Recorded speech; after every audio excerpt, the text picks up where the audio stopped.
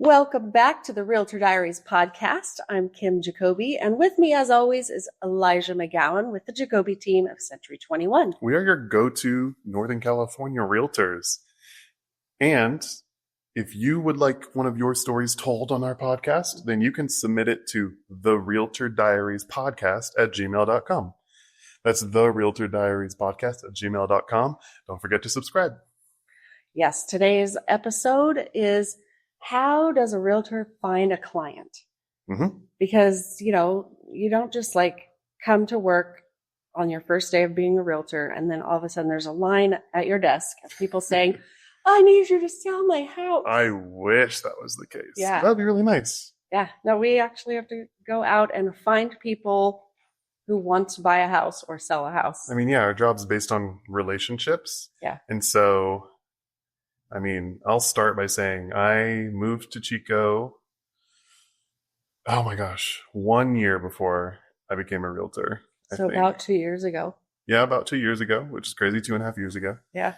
And I didn't know anybody. Right. And my girlfriend's family had some family here, but they are all the kind of people that are going to get carried out in a pine box from their home. So they're not going to sell. And so I might get to sell their home, but probably not. Yeah. Yeah. So I definitely didn't have a base to pull clientele from starting. Mm-hmm. And so it was open houses and eventually online leads. Yes. For me. That's how I found my clients, to put it short. Right. Yeah. Another way that I have found clients in the past and still do is just talking about my job with the people around me. Yeah. So one of the most unique ways that I found a client, I have two unique ways. So I used to have to get allergy shots because I'm allergic to everything. Yeah. Except food. There's no food that I'm really allergic to, thank goodness. But allergic to grass and flowers. Yeah. Yeah. So there's, when you go in, and I got allergy shots for 9 years. Whoa. So you really start to get to know these nurses that work there. Yeah. And just like with my hairdresser, we chat it up, we talk about life, and before you know it, you know a lot about each other's life.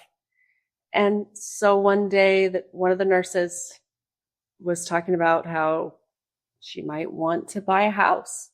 Yeah. And then she knew I was a realtor, which is why she brought it up.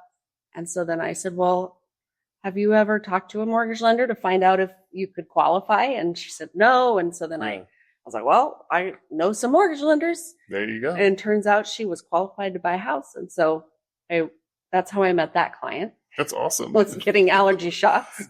That's cool. I know. And I feel like that's a lot of what you'll hear from realtors is about how they find their clients out of the blue. Because I think that's the kind of client that almost feels the best. Yeah. Because it's like, oh, we were fated to work together almost. Right. We weren't searching for each other. We weren't didn't have a prior relationship, but we ended up together and had a great experience. Yeah. And it was almost like we were friends, Yeah. And we were just having a friendly conversation, but because that was my area of expertise, I was able to give her advice, and she trusted me and took it. Yeah. Did that end up being a really good transaction? Yeah, it was great. Nice. Yeah, it was great. And then another unique way, again, it was a person that is just in my life, but I think the uniqueness comes from the activity. So I am a part of the NorCal Roller Girls, or the Roller Derby team here in Chico. And I joined that about 8 years ago. It's kind of passion. Yeah, it's really exercise. Cool. It's fun. It's another identity. Yeah.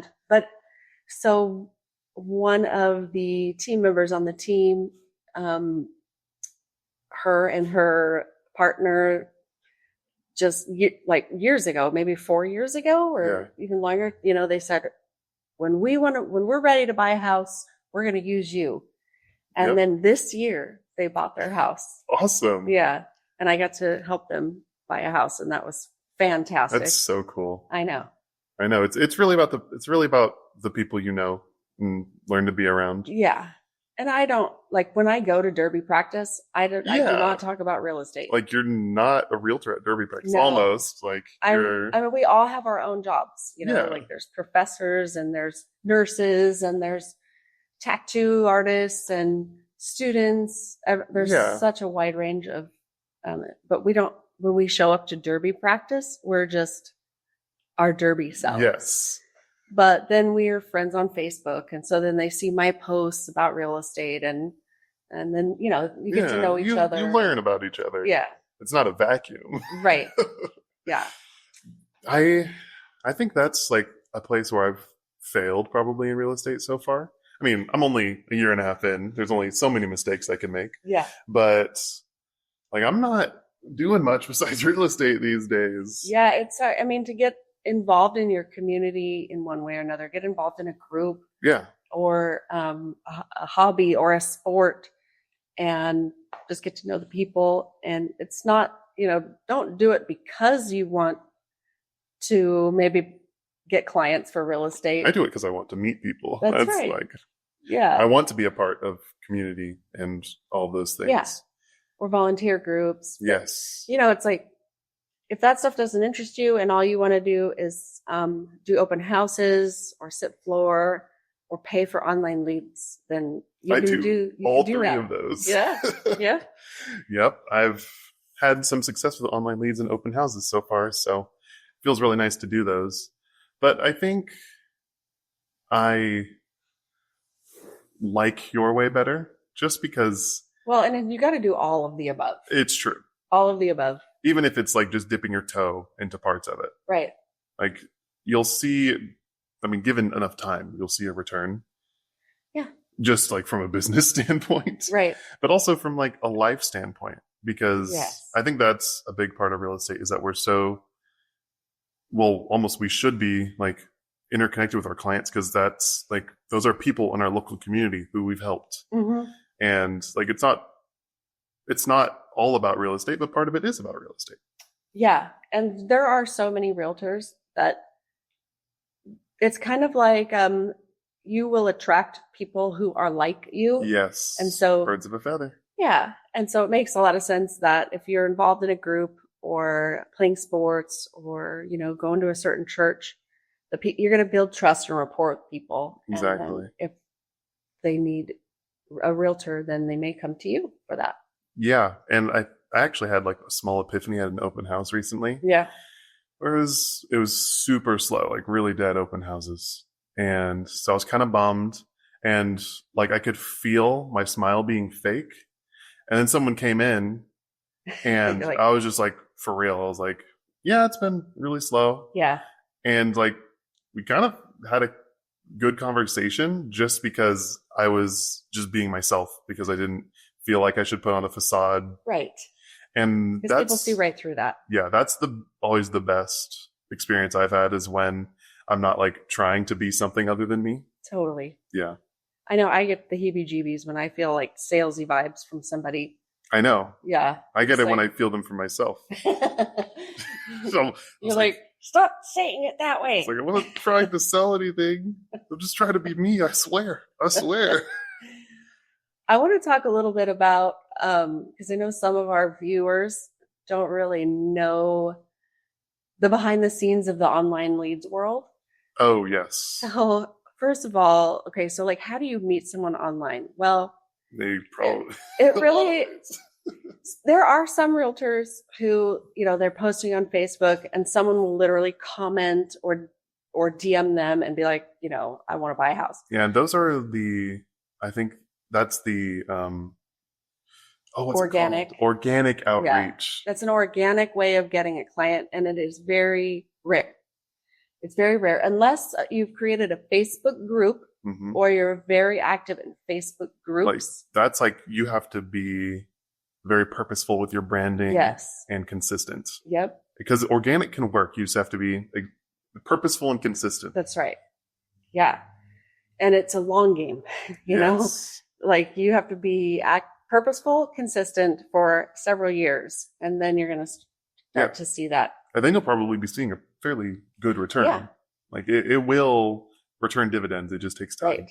And then there's the other side, which It's is just you pay. the paid version. Right. So, okay, let's talk about Facebook leads. Specifically, yeah.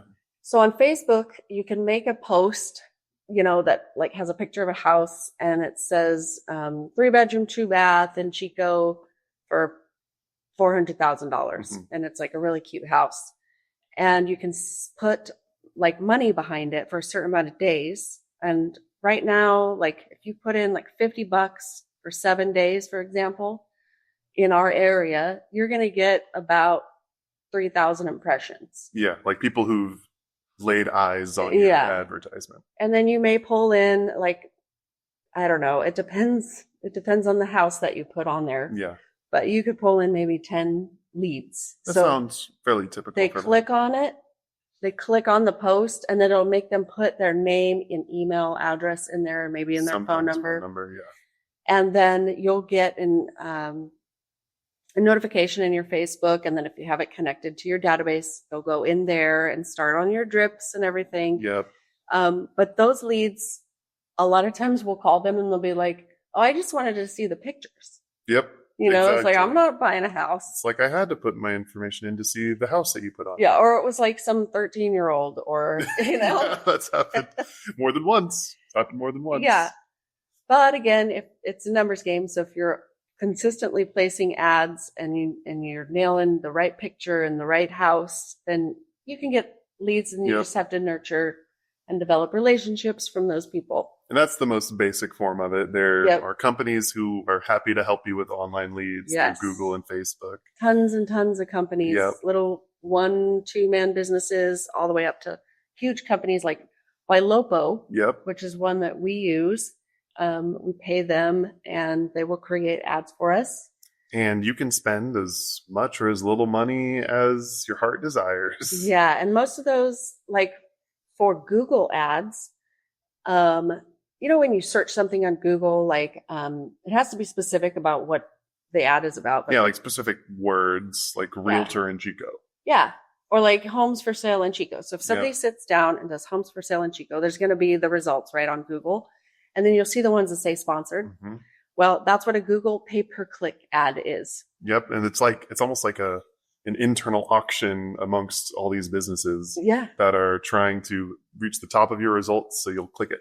I mean, in the real estate industry, there could be 100 realtors paying for these ads for the same thing. And the realtor that puts the most money behind that ad is going to get cycled through more. Yeah. It isn't like you pay the most, you get the most. Well, it is the pay you most to get the most, but they're not always going to give the same person. Right. And, we're talking like $1,000 a month in our area. Yep. Is what kind of money that you'd need to put behind that ad. That's a lot. Yeah. It's a lot of money. I know. More than a car payment. The realm of paying for leads, online at least, is a tough game. Yeah. And then there's the things like Zillow, where you could sign up to be a premier agent through Zillow. And again, you're paying for... Of course, I think Zillow changed how they did it, but fairly recently, I believe. So let me just say that there is, dropping the name Zillow, there's 2 ways that you can pay for referrals from websites like Zillow. One is that you are paying for leads for a specific zip code. Yep, that's the most common, I believe. The more money you put, the more leads you'll get. And it's for when people are on that site, like a Zillow site, for example, and they click on a house and they will click a button that says, more information, please. And then it'll go to one of those agents that's paying that company to receive leads. Yeah. But another way that they're doing it nowadays is through where like the agent themselves doesn't pay up front, but you still sign up with that company, like homes.com, for example.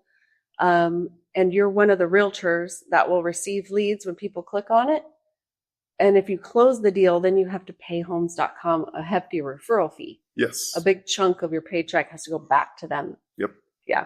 So those are kind of the 2 models that are popular for those kinds of sites. And I think that the average consumer doesn't realize it, how many realtors tap into those forms of trying to meet clients. It's a lot. And because we want more business. Yeah. So, I mean, if this is going to be your full-time job, you have to sell a certain amount of homes every year to pay your bills. Yep. And because if you can, we're like, pay a certain, like, and you can almost guarantee a certain return on investment for online leads, Yep. then that's a really good way to do it. Yeah.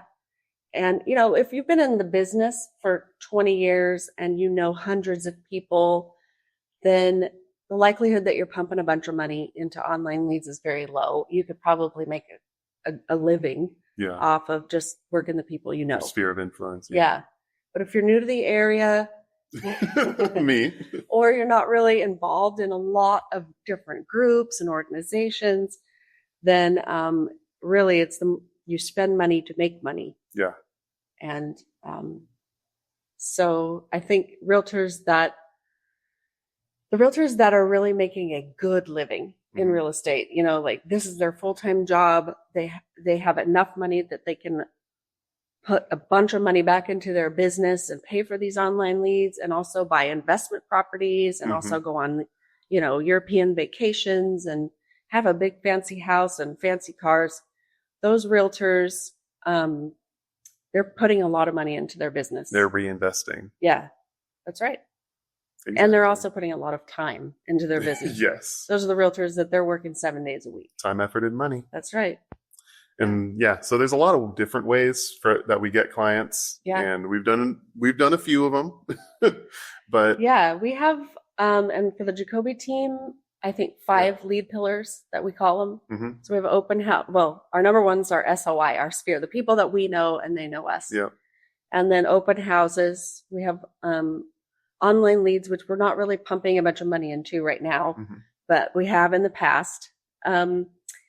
Listings. So when we get a listing, like in our next segment, Emmett's going to talk about how he'll sometimes get clients from his listings. So I won't talk about that. I'll let him share that. And then floor time is another one. Being involved in groups, networking groups, you know, exactly. Roller derby. I know, they almost going to the doctor. It's a list that like goes down. Yeah. Yep. It's like, okay, if I'm going to be in this, like, let's say you want to be part of the, the Business Networking International, which is a business networking group. You can maybe expect to close 2 deals a year from that. Yep. You know, 1 or 2 or 3, depending on your area. But you're spending a lot of time. And that's like the idea of a networking group. Time and effort in networking. You know, like Rotary or any kind of these groups that serve the community or are just purely for networking. You're going to get 1 or 2 deals a year out of those. Yeah. And they take a lot of time. And there's usually a small fee to join too. Yeah, normally. But not as expensive as online leads. No, it's true. They're usually not. Yeah. All right. Well, why don't we stay tuned now? And we actually were able to get Emmett, our 3rd member of the 3-person Jacobi team. Yeah. He does not normally like to be on video, but we persuaded him to join us on this episode because he is an expert at this topic. Let's hear what he has to say. All right. Welcome to our guest segment. And today we have someone very special to me. We have Emmett Jacobi, my husband, and also the 3rd member of the Jacobi team here. Yeah. So we're excited to have you. Thank you for being on the podcast. Thanks for having me. First time ever. It took a bit of asking, but we got you here. I don't usually do these things. Today's topic is about like finding clients and how to do that. We've spoken to some people on the street as well, but we were hoping to get a real experienced member of our team over here to tell us how he's did it. Yeah. Well, that's the key to success is getting leads. And when I first started, I didn't have any leads. And I didn't know how I was going to do it. So I just did open houses every single weekend. And that's how I started, my database.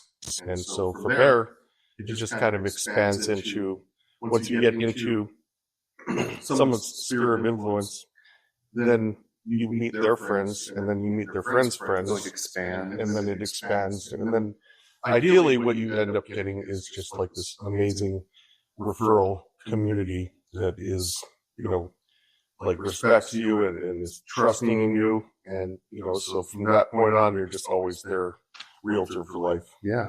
How long had you been in Chico before you started doing real estate? Well, I was in Chico, but I had a license. I fished during the summer, and then I came back during the regular. And so I didn't really like set any roots. I just kind of had a house and traveled from there. Okay, cool. And then, so in 2011 was kind of like when I stopped fishing and started only real estate. Oh, like you, and then you were like, well, I gotta get in there. And I had some friends, and I thought honestly that when I started, like some of my friends would be my first clients. That's what everybody thinks. Right? Yeah. It was not peace for a very, very long time. And then when it came to the times where like my friends were my clients, it was a little nerve wracking because it was, it's like everything has to go right. Yep, it's got to be perfect and smooth sailing. So when you started out, in 2011, and you said you did a lot of open houses, do you remember about how long it took before you, like when you got an open house, a client from an open house, before you actually like sold something and got a paycheck? Yeah, it was 4 months. Just grinding every open house every weekend. I took Mondays off because I needed one day off, and then I just jumped right back into it. But actually, the first open house that I ever, there was an open house at 821 Henshaw. Don't remember the And address. there it was, and here comes this buyer, and I'm completely new. I used to wear like a suit and tie. And this couple comes in, and she's looking to buy a house, and there was another person in there, and they had just apparently, I overheard that they put an offer in on that house. Oh. So he was like chattery, like, yeah, we're going to get this. Yeah. And then these guys were like, oh, I like this place. I said, well, let's write it off. Yeah. And I was totally nervous because I just hadn't done that before. Right. And so that was my open house that I sold to my first clients. So that's cool. And it was, we won cash. It was pretty amazing. Yeah. That's insane. In 4 months, that's actually pretty quick for someone's first year in real estate, just to be able to sell something in 4 months. So besides open houses and, of course, your friends, what would you say, using realtor speak, what would you say is another lead pillar, like a way that you find clients? Yeah, totally. So a really good one is like when you have a listing, you get interest, and someone that doesn't have an agent or some representative or just is new to the area, they contact you. And a lot of times that's not the house they end up buying. It's kind of like an open house, but it's like a starting point for like, oh, okay, let's get to know each other. It's build the trust and figure out what you want, and then let's find it. So you get to be like their first contact because you have the listing. Yeah. And they think like, hey, I got to call the listing agent. And so that's a really a good one because those buyers are, they're very interested. Yeah. And sometimes they can be sellers too. It just depends because they're just checking out who you are, how you're doing it. Oh. And so it's kind of either way. I've helped you with some of those leads, and like, so for those people, do they give you a call? Are they like sending you an email? Like, how are they contacting you usually? Sometimes they'll be like on a website and they hit like contact agent. Okay. And so like I'll get something from some website. You'll It's get like, an oh, you email. got an email. Yeah. Check it out. And a lot of times it's not really anything, but then sometimes it's a something. serious person. Yeah. Yep. Okay. I see what you mean. So what's a very unique way that you've gotten a client before? I was thinking about trying to figure out. So one time back in the day, I wasn't quite three-piece suit. I'm just suit and tie then, but I used to wear my name tag all the time. Yeah. Just because it was like I was marketing always. I've heard that it works. Yeah, it probably does. Not for me yet, but Yeah. I could do it. I should do it again. But so I was at the pharmacy picking something up for one of my kids, and the pharmacist looks and sees Century 21 and a Jacobi and asked me about a property, and we ended up writing an offer on it. And so someone in our office, I wrote down like lead source, and I wrote name tag. that's awesome. So that was kind of like it's just like people don't know who anyone is. Yeah. So if someone understands who you are and what you do, then you have a better chance. Yeah, they just have the thing announcing who you were and what you did, and It just worked. It worked. That's awesome. So in the first year or two of being a realtor, what would you say was the largest source of clients for you? It was my sphere of influence. So the people that I started working with, my first clients, then it was their friends and their family, and sometimes a repeat customer. Yeah. Mm-hmm. And so it grew from nothing to something, and then it kept growing and growing. Yeah. And then as it grew bigger, then you can be a little bit more selective, so that you're making sure that you're working with people that you really like to work with. Yeah. And in areas that you feel you're the expert. Because sometimes people Oh yeah. call you up and they, you help them buy a house or sell a house. You did And a they're great like, job. my cousin wants to sell their house and we're gushing about how good of a realtor you are to them. And, can you help them? And turns out they live 8 hours away.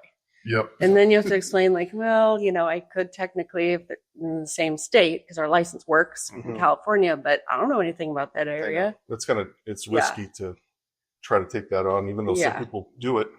I mean, and you know how we talk about people from out of town who put in offers or take listings in Chico. Yeah. That aren't present. Yeah. Yeah, we don't know the local ordinances or the neighborhoods that are, where their values hold, or maybe some reasons why neighborhoods wouldn't be Or there's a development strong. happen. Yeah. right It's next to difficult it, to or- be that person. Yes. And maybe, it's not right for everybody. Yeah, Sorry for I some mean, people. I feel like just even in the Chico market, it's impossible to know everything, but you just know it better than, the other areas. You know what you know. Instead of just fumbling around, try to be the expert. Yeah. That's why you hand out referrals. Yeah. Another lead source for me now is kind of going back to that sphere of influence, is every year, just, even though the numbers get bigger with the amount of people, just reaching out to them and calling them and saying, hey, how's it going? In a completely non-salesy real estate way, because doing that, it just makes them feel like you care about them, and you're just checking in on them, and you don't say anything about real estate.